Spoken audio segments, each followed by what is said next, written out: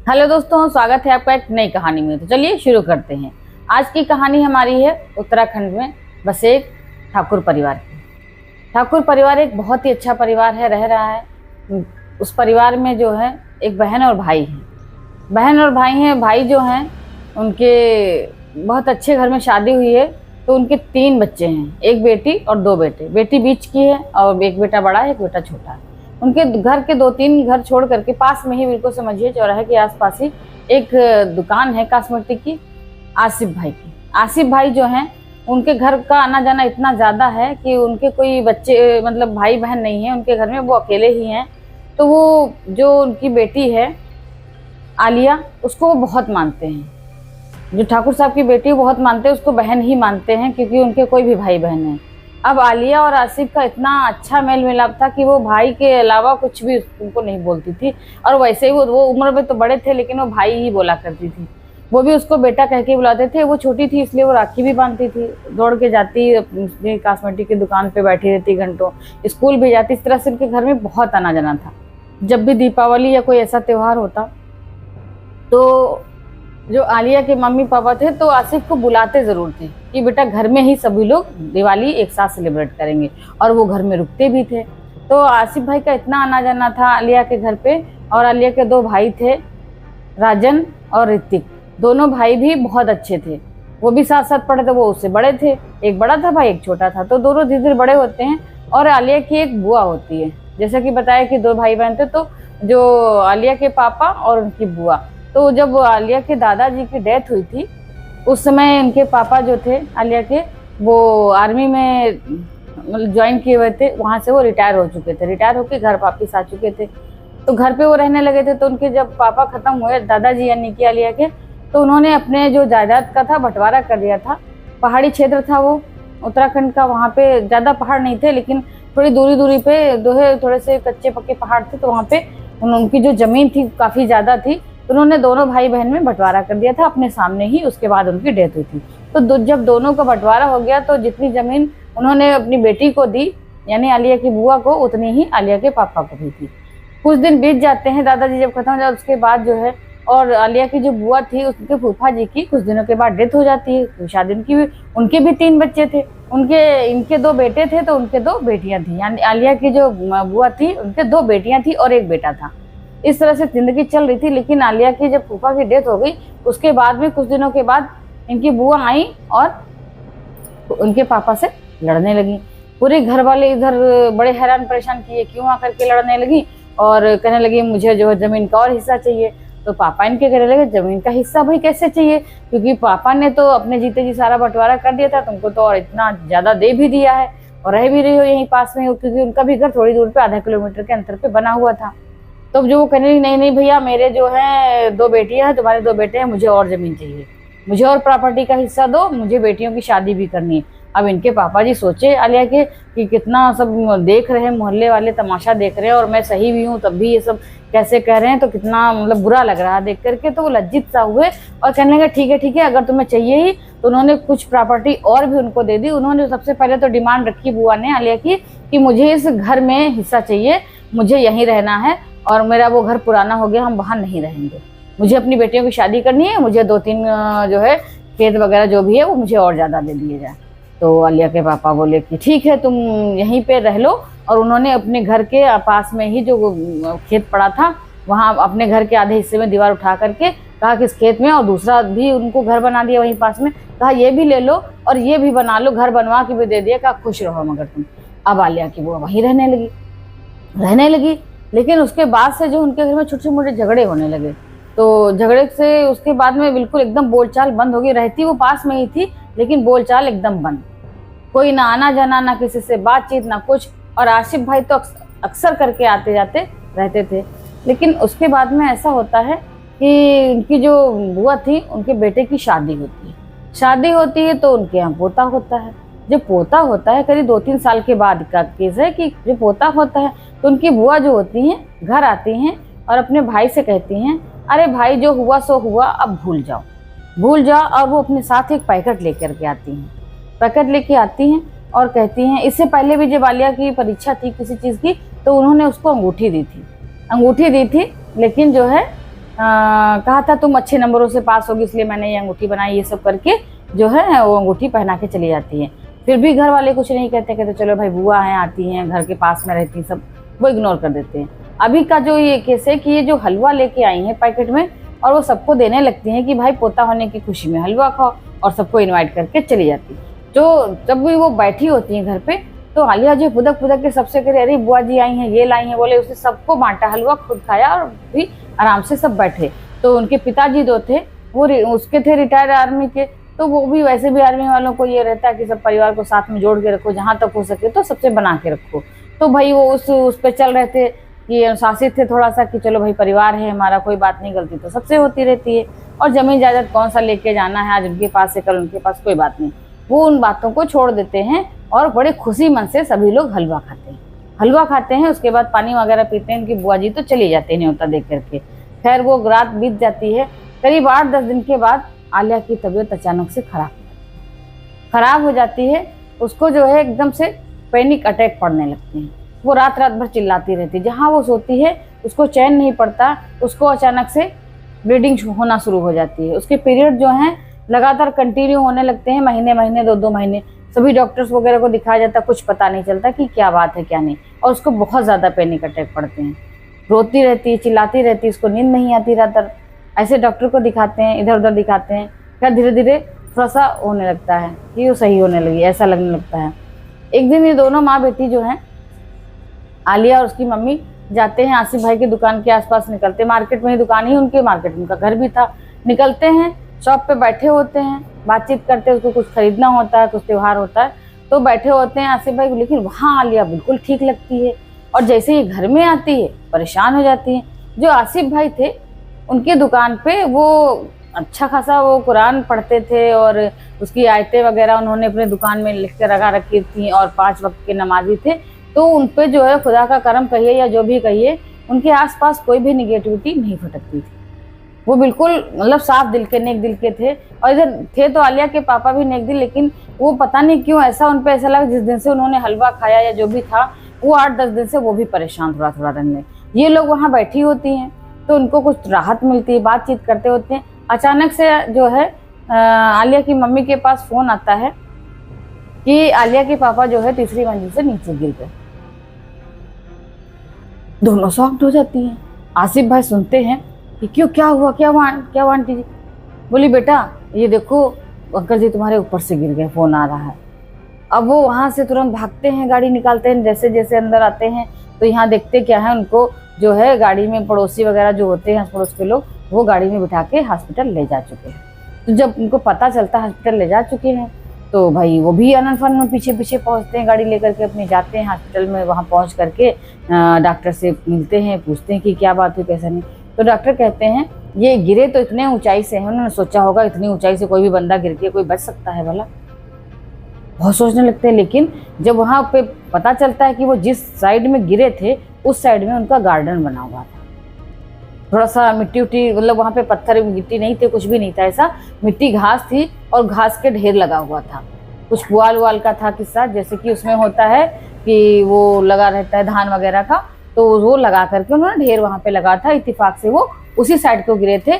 तो डॉक्टर ने बोला वो बच तो गए हैं, उनको एक छोटा सा जो है पैरालिसिस का अटैक पड़ा हुआ है। इनकी एक साइड की बॉडी जो है एकदम काम करना बंद कर दी है।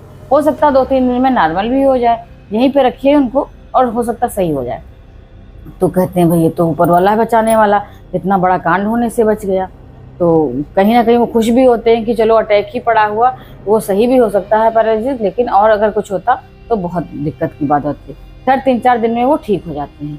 ठीक हो जाते हैं, उनका जो हिस्सा हुआ था अब नॉर्मल हो गया था, काम नहीं कर रहा था अटैक की वजह से, लेकिन वो इलाज अच्छा कर रहे थे डॉक्टर। तो जो है मूव करने लगी थी बॉडी, थोड़ा थोड़ा मूव करने लगी, तो उनको वो घर ले आए। वो ऐसा होता था कि जैसे खुद से चेयर पे बैठ करके आगे बढ़ा ले जाना अपनी व्हील चेयर को, या खुद से उठा के कुछ भी, एक हाथ नहीं चलता था पर एक हाथ चलता था, इस तरह से वो लेकर के घर आ गए। घर पे उनको उनके कमरे में शिफ्ट कर दिया गया। सब कुछ वैसे ही चलता रहा। उसके बाद जो है फिर एक त्योहार कोई पड़ा बीच में, सभी लोग बैठे थे बातचीत कर रहे थे। उसके भाई को कहीं जाना था, तो वो अपना देता था कि इंटरव्यू वगैरह की कहीं सिलेक्ट हो जाए तो काम तो करना ही है, नौकरी तो करनी ही है किसी ना किसी तरीके से। तो वो गया होता इंटरव्यू देने के लिए 2 दिन के लिए। वो वहाँ से जब आता है और ये देखता है कि पापा को उसके ऐसा हुआ वैसे हुआ, तो बहुत गुस्सा करता है कि तुम लोग छोड़ के क्यों गए। क्योंकि देख कोई छोड़ के नहीं गया था, छोटा भाई घर पे था, लेकिन अचानक से ये हो गया। खैर वो बात आई गई हो जाती। उसके कुछ दिनों के बाद में ये जो है, और पूजा के साथ तो यही होता रहता है अधिकतर, लेकिन कोई समझ नहीं पाता है कि आखिर क्या हो रहा है। उसके बाद क्या होता है, इनके पापा जो है वहीं पे बालकनी जो ऊपर की होती है वहीं पे, उन्हीं का कमरा 3 मंजिल पे ही होता है, वो उधर उधर टहला करते व्हील चेयर पे। तो इन्होंने सोचा कि चलो आज थोड़ा सा नीचे चल के देखा जाए, क्योंकि चलने लगे थे। फिर इत्तेफाक से उस दिन भी जो है ये आलिया की मम्मी वहाँ पे नहीं थी, दोनों ही माँ बेटी वहाँ पे नहीं थी, बाहर बैठी हुई थी।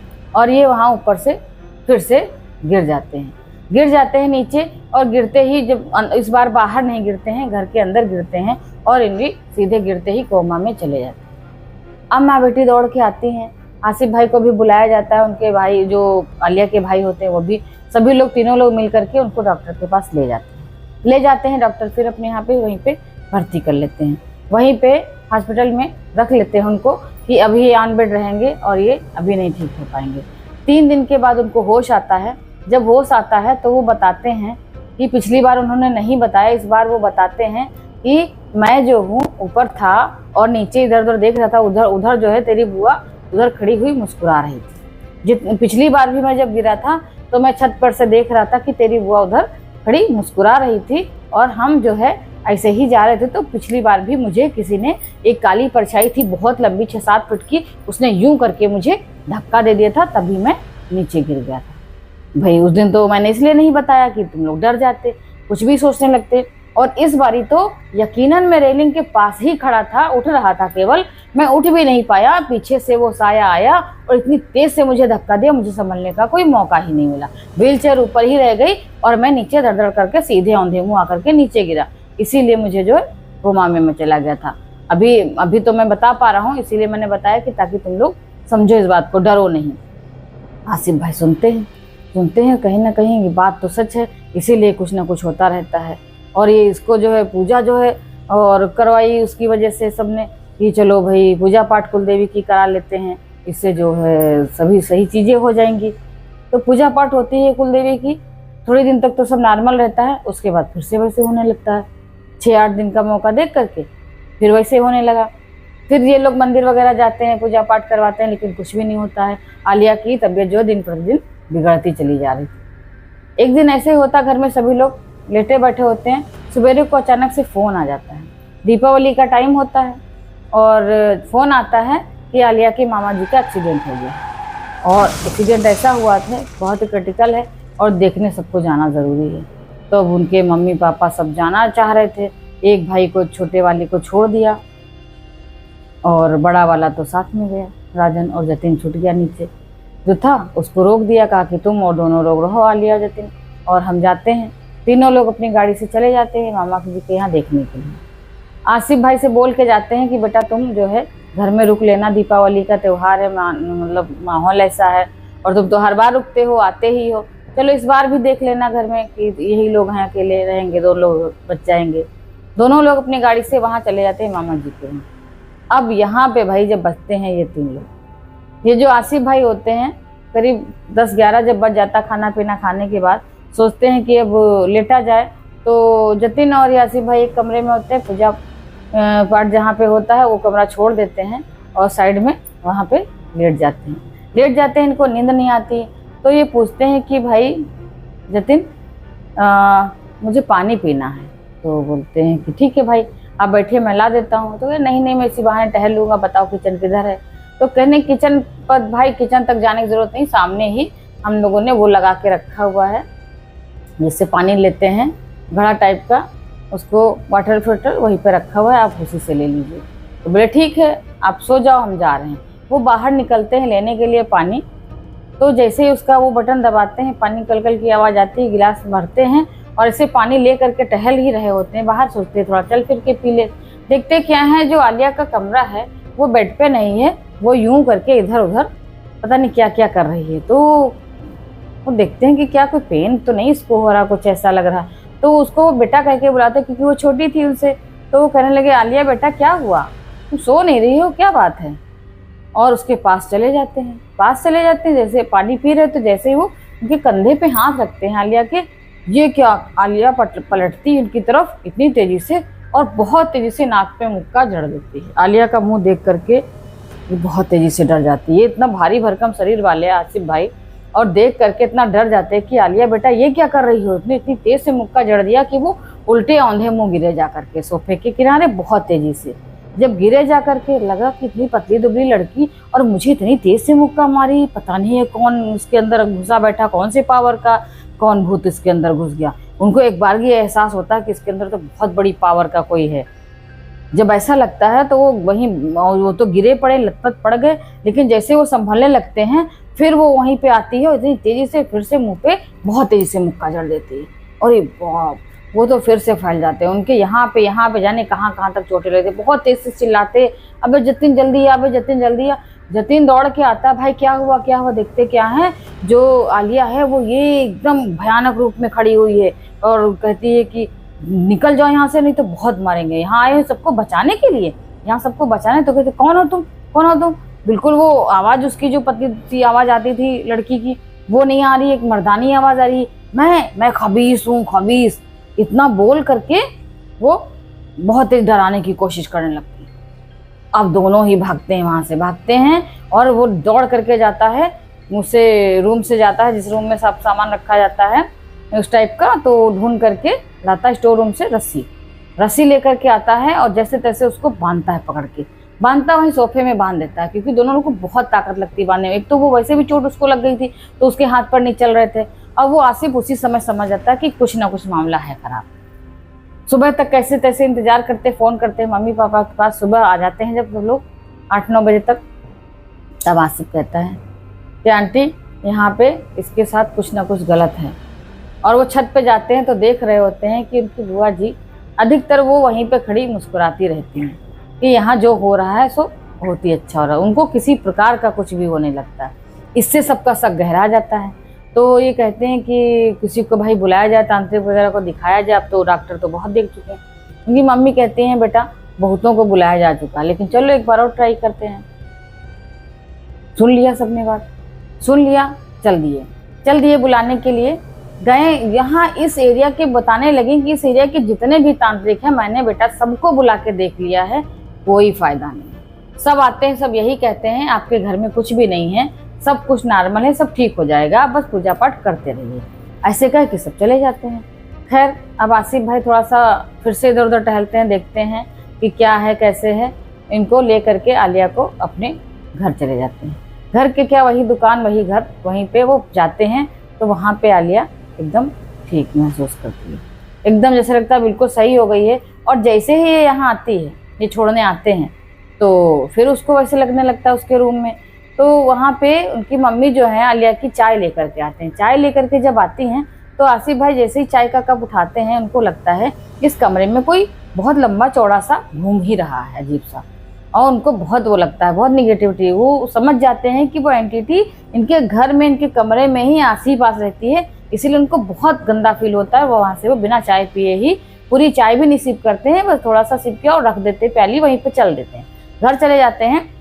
वो अपने गुरुजी को बुलाते हैं, अपने गुरुजी को बुलाते हैं, जो भी मौलाना मौलवी उनके होते हैं, बुलाते हैं कि आप आओ और यहाँ देखो आकर के। जब वो आते हैं तो सीधा जो है जीने से चढ़ करके वो छत पे जाते हैं, क्योंकि ये सभी लोग छत पे ज़्यादा बैठते थे। छत पे जाते हैं क्योंकि बीचों बीच में उनका जो आंगन था, वहाँ से जो सीढ़ियाँ थी घुमावदार, वो बहुत अच्छा लुक देती थी। सीधे छत भी दिखाई पड़ती थी, वहाँ से शीशे के अच्छे से वो लगे हुए थे, और नीचे भी पूरा फर्श दिखाई पड़ता था आंगन का। तो वहीं जब बैठते हैं तो देखते हैं कि वो जो बुआ जी हैं वहीं टहल रही हैं, मुस्कुरा रही हैं। तो जो होते हैं तांत्रिक बाबा वो बोलते हैं भाई यहाँ आपके घर में कुछ भी नहीं है और सब कुछ ठीक है, कुछ भी नहीं हो सकता है। और फिर वो जो है, और आसिफ कहते हैं क्या बात कर रहे हैं गुरुजी, ऐसा कैसे हो सकता है। तो वो जल्दी से उनका जो है हाथ ऐसे मारते हैं आसिफ के ऊपर और कहते हैं, ऐसे इशारा करते हैं कि ऊपर देखो, और वो फिर नीचे करते हैं। आसिफ को कुछ समझ में आ जाता है, वो तुरंत कहते हैं ठीक है बाबा जी चलिए, यहाँ जब कुछ हो ही नहीं सकता, कुछ है ही नहीं तो फिर कोई बात ही नहीं है। ऐसा कहते हुए जो है वो नीचे उतरते हैं और उनको आगाह कर देते हैं कि कल हम फिर आएंगे, तब तक आप लोग थोड़ा सा ऐसे ही रहिए, अपने आप को संभाले रखिए। तो वो लोग समझ जाते हैं उसका क्या इशारा है और चले जाते हैं कि देखो बात तो पता चलेगी ही, आज नहीं तो कल। दूसरे दिन वो जो है आसिफ वही बाबा जी को लेकर के और लिस्ट बना लेते हैं सामान की, वो कि ये लगेगी पूजा पाठ में, जो भी वो करेंगे क्रिया, और चले जाते हैं। जब वो इधर वो सामान मंगा के रख लेते हैं, बाबा जी दूसरे दिन आते हैं और सीधे उसी जो सीध होती है उसकी जीने की और उस नीचे आंगन की, उसी सीध में वो एक चौक टाइप का बनाते हैं, 2 गोले बनाते हैं और कहते हैं अभी देखना क्या होता है। और एक में उसको आलिया को बिठा देते कहते जो भी होगा वो अभी दौड़ के आएगा, चाहे जो भी हो। वो अपनी जो है तांत्रिक क्रिया प्रारंभ कर देते हैं। तांत्रिक क्रिया जो हो रही है इतनी तेजी से, वो स्पीड से अपना जो भी जैसे करते हैं उसको जब कर रहे होते हैं, और इधर आग जलवाते हैं, कुंड बनवाते हैं एक, लेकिन वो कुछ अपने तरीके से आग सिर्फ जलती रहती है उसमें, और उसमें लोहे की सलाखें जो है गर्म करने के लिए रख देते हैं, वो तपती रहती हैं। इधर वो एक लेते हैं मंत्र पढ़ने का, कुछ छिड़कते हैं उस पर भभूति टाइप का, और ऐसे से मारते हैं। वैसे ही जो एक गोला होता है उसमें आलिया बैठी, लेकिन जो दूसरा गोला होता है लेफ्ट राइट दोनों साइड में, उसमें जो है आलिया की बुआ आकर के बैठ जाती है। अब सब लोग बड़े हैरान परेशान। तो जो गुरुजी होते हैं बाबा जी, वो कहते हैं कि इसके पास, आलिया के पास कोई बैठे आकर के। तो आसिफ जो होता है वो बैठ जाता है, कहता भाई मेरी तो बहन है, मैं तो बैठूंगा, मैं क्यों डरूंगा, कुछ भी हो।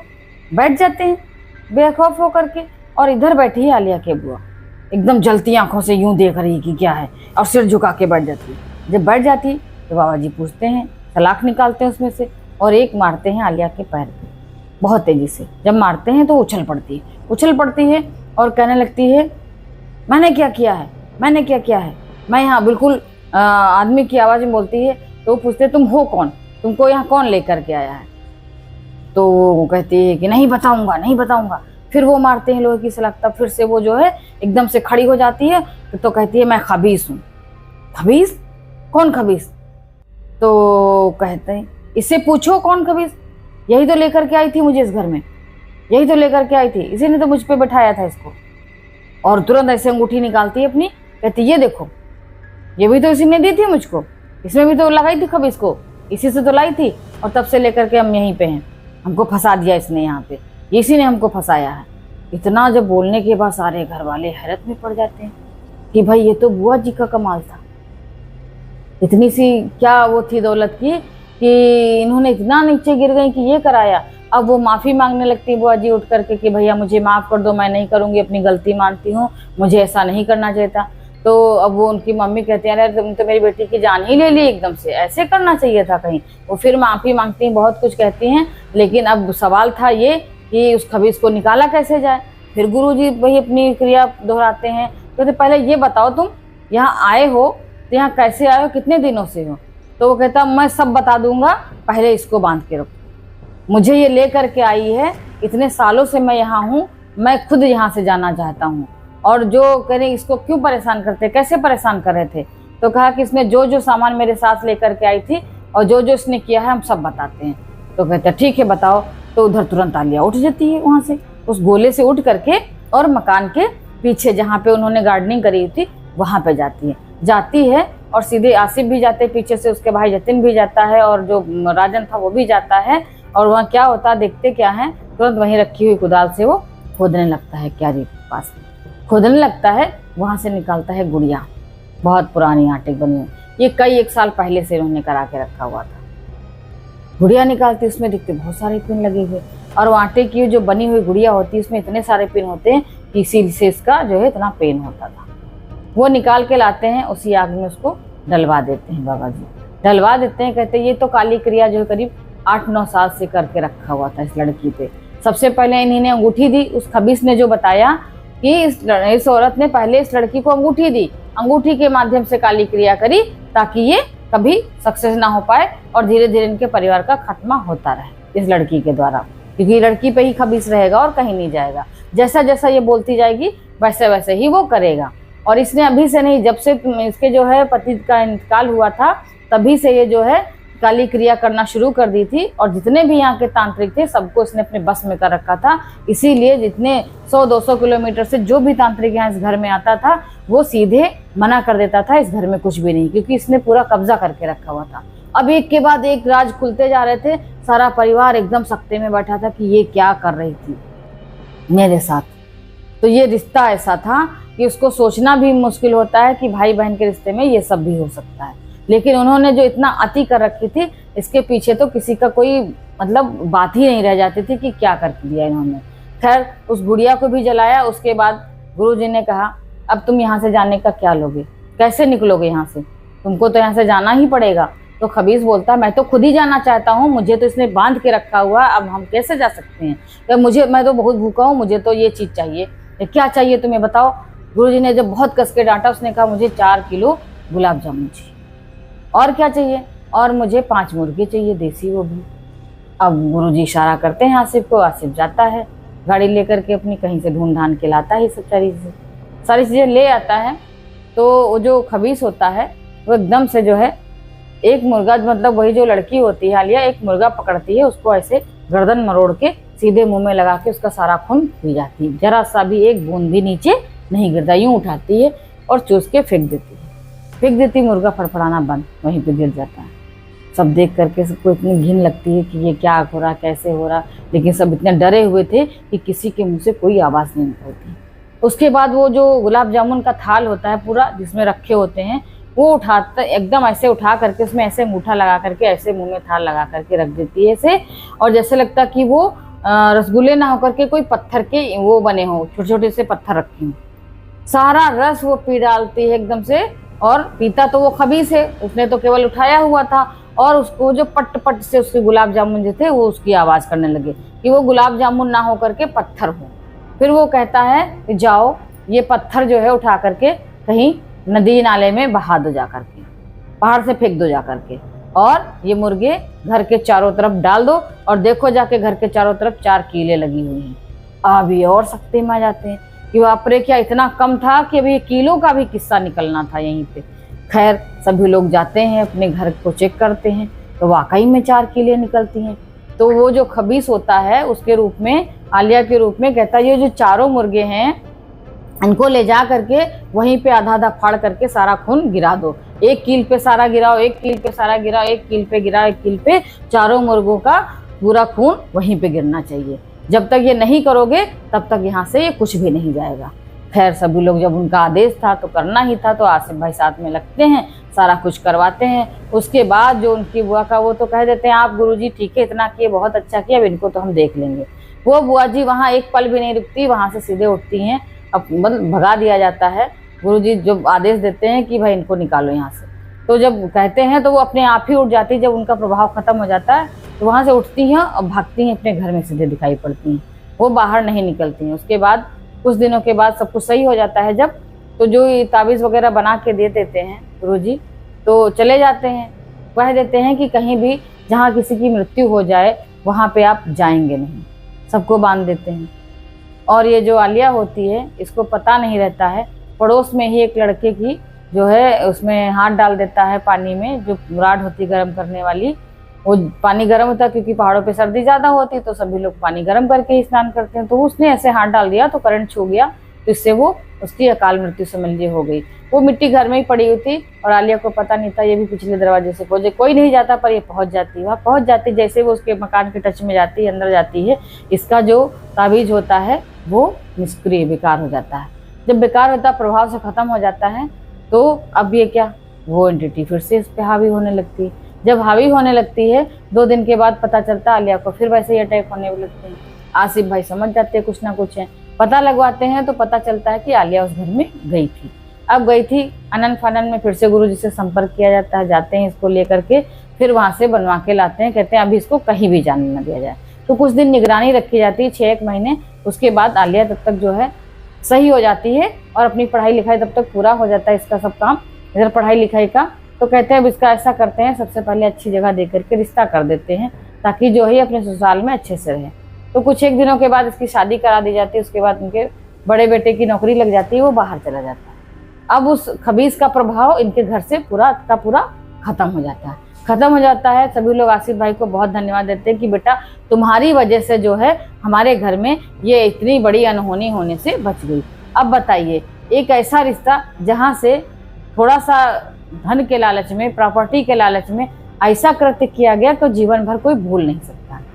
तो भाई आज के ज़माने में माँ बाप के अलावा तो कोई भी रिश्ता चलने वाला नहीं है, ऐसा लग रहा है इन कहानियों के माध्यम से, या ऐसा जो किसी के साथ हादसे होते हैं सुन करके कि अब आखिर विश्वास करे तो कोई किस पे करे। क्या प्रॉपर्टी ही सब कुछ होती है? जान जहान कुछ भी नहीं है। किसी के औलाद के साथ या किसी के साथ है तो वो अपने ही जैसी, क्यों उसके साथ ऐसा करते हैं? तो मेरा मकसद सिर्फ इतना था कि ऐसी कहानियों के माध्यम से या किसी के साथ हुए हादसे से ये सबक लेना चाहिए कि ना ही ऐसा करें, और जो ऐसा कर रहे हैं वो 10 बार सोचें कि ऐसा करने से क्या किसको हो सकता है। बच्चे तो सब एक ही जैसे होते हैं। अब इतनी प्रॉपर्टी के लालच में इतना मिल भी चुका था, उसके बाद भी उन्होंने इतना किया, नहीं करना चाहिए था ऐसा।